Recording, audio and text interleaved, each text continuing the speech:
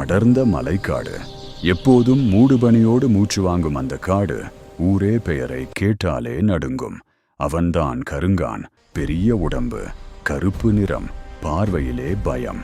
காட்டிலிருக்கும் சிலர் சொல்வார்கள், அவன் மதித்த குரங்கு, நெருங்காதே. ஆனால் அவன் நல்லவன். ஆனா அந்த உண்மை யாருக்கும் தெரியாது. கருங்கானின் உண்மை முகம் யாரையும் முதலில் தாக்கியதில்லை. சின்ன உயிர்களுக்கு கூட உணவு தேடி தருவான். தண்ணீர் வறண்ட நாட்களில் அவைகளை மலைச்சுனைக்கு அழைத்துச் செல்வான். பலம் இருந்தும் அவன் அமைதியாக இருந்தான். காடு பாதுகாப்பாக இருந்த வரைக்கும். ஒரு நாள் அந்த அமைதியை கிழித்தது ஒரு சத்தம். புல்டோசர். மரங்கள் விழுந்தன, மண் அலறியது, காடு அழுதது. எல்லா உயிர்களும் ஓடின, பயத்தில் உயிர் காக்க. ஆனா கருங்கான் மட்டும் நின்றான். அவன் முடிவு எடுத்த தருணம். அவன் கண்களில் கோபமில்லை, அதில் இருந்தது பொறுப்பு.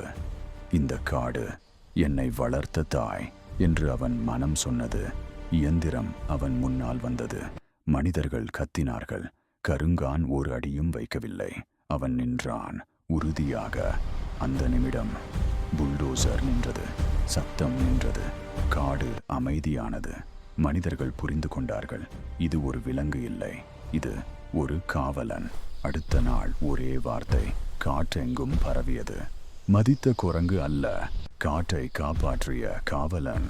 கருங்கான் மீண்டும் அமைதியாக காட்டுக்குள் நடந்தான். பாராட்டுக்காக இல்லை, புகழுக்காக இல்லை, கடமைக்காக நடந்தான். மாரல், ஹீரோனா சீன் இல்லை, சிச்சுவேஷன்ல ரெஸ்பான்சிபிலிட்டியா இருப்பது. பிரச்சனை வந்தா பின்னாடி நிற்க மாட்டான், முன்னாடி நிற்பான். இந்த பதிவு உங்கள் மனதை தொட்டிருந்தால் லைக் செய்யுங்கள், சப்ஸ்கிரைப் செய்யுங்கள்.